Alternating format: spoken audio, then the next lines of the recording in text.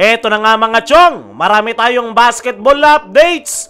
Jamie Malonzo ang magiging X-Factor ng Barangay Ginebra ngayong PBA Finals. Rondae Hollis Jefferson, sinabing handa na ang TNT Tropang Giga sa Finals kontra Barangay Ginebra. Matapos ang naging 5-game semifinal series ng TNT Tropang Giga ay excited na nga itong si Rondae Hollis Jefferson na makatapat ang Barangay Ginebra sa PBA Finals. Dahil ayon nga sa kanyang naging latest interview ay na-prepare nga raw sila ng Rain or Shine Elasto Painters matapos yung kanilang head-to-head semifinals. Kaya naman, sa ikatlong pagkakataon ay muling maghaharap ang TNT Tropang Giga at Barangay Ginebra sa PBA Finals. Ine-expect nga nitong si RHJ na kung mahirap yung kanilang naging semifinals kontra Rain or Shine,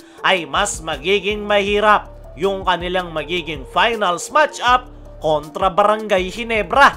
Wala nga daw silang Jason Castro matapos tamaan ng knee injury, samantalang ang Barangay Ginebra ay mayroong mga nadagdag sa lineup na Jamie Malonzo at Jeremiah Gray na naka-recover sa kanilang injury. Ayon pa kay Rondae Hollis Jefferson ay kilalang kilala raw nila ang Barangay Ginebra dahil ilang beses na silang nagharap sa finals. Dahil kung pag-uusapan nga raw ang physicality ay kailangan raw ng toughness at yan raw ang ine-embody ng Barangay Ginebra. Kaya naman, ine-expect nga raw ng TNT Tropang Giga na magiging physical game yung kanilang magiging final series kontra Barangay Ginebra. Pero kumpiyansa nga itong si Rondae Hollis Jefferson na kakayanin nilang makasabay sa physical game ng Barangay Ginebra dahil naihanda nga raw sila ng Rain or Shine Elasto Painters matapos yung kanilang naging physical semifinals. Dagdag pa nitong si RHJ na nagawa raw malampaso ng Barangay Ginebra ang number 1 team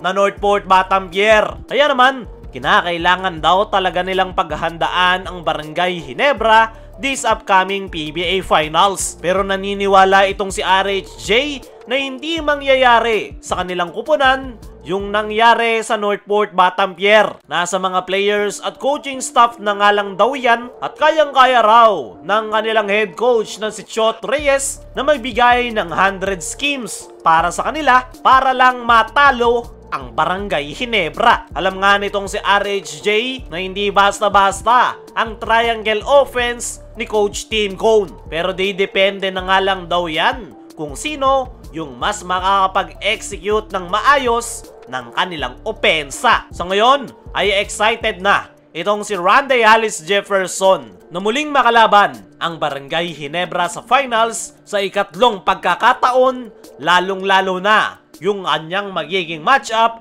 kontra kay Justin Brownlee. At yan raw yung mas nagpapa-excite ngayon kay Rondae Hollis Jefferson kung ano nga ba yung kanyang ipapakita at ano yung ipapakita ni Brownlee this upcoming Best of 7 PBA Finals. Dumango naman tayo dito sa kabilang balita. Jamie Malonzo ang magiging X-Factor ng Barangay Ginebra ngayong PBA Finals. Ito ngang si Jamie Malonzo mga chong ay kakabalik lang sa Barangay Ginebra matapos itong makarecover sa kanyang natamong injury. At ngayon na nakabalik na ang Barangay Ginebra sa PBA Finals ay eto ngang si Jamie Malonzo ang isa sa pinaka-importanteng player ni Coach Tim Cone.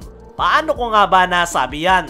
Simple lang, si Jamie Malonzo ang isa sa pwedeng pumigil sa high energy import ng TNT na si Rondae Hollis Jefferson. Noong huling magtapat ang TNT at Barangay Ginebra sa PBA Finals ay bigo ang Ginebra na makuha ang kampyonato dahil grabe nga yung ipinakitang performance ni Rondae Hollis Jefferson. Wala nga itong kapaguran at wala ngang nakapigil sa nasabing import. Pero ngayon na nandyan na itong si Jamie Malonzo ay mag-iiba na yung takbo ng final series ng TNT at Barangay Ginebra. Kayang-kayang sabayan ni Jamie Malonzo ang high energy ni Randy Hollis Jefferson. Isa pa, isang athletic forward itong si Jamie, kaya mapa-outside o inside pa yung maging pwesto ni Randy Hollis Jefferson ay makakasabay yung depensa sa kanya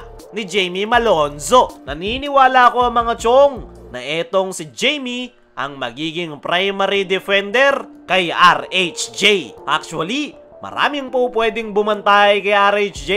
Nandyan rin si Troy Rosario at Justin Brownlee. Pero si Malonzo talaga yung pinaka-fit na dumipensa kay RHJ. Pwede namang tumulong sila Brownlee at Troy Rosario. Sa ngayon ay hindi pa 100% itong si Jamie Malonzo, pero napakaganda na ng kanyang ipinapakitang performance nito lang semi-final series. Nandoon na nga yung kanyang depensa, lalong-lalo na sa offensive side, dahil isa nga siya sa pinakamataas ang porsyento pagdating sa 3-point area. Pero this upcoming PBA Finals ay malamang sa malamang ay mas magfo-focus ito na pigilan si Randy Hollis Jefferson. Kayo mga chong, ano ang masasabi nyo na si Jamie ang sagot para mapigilan si RHJ?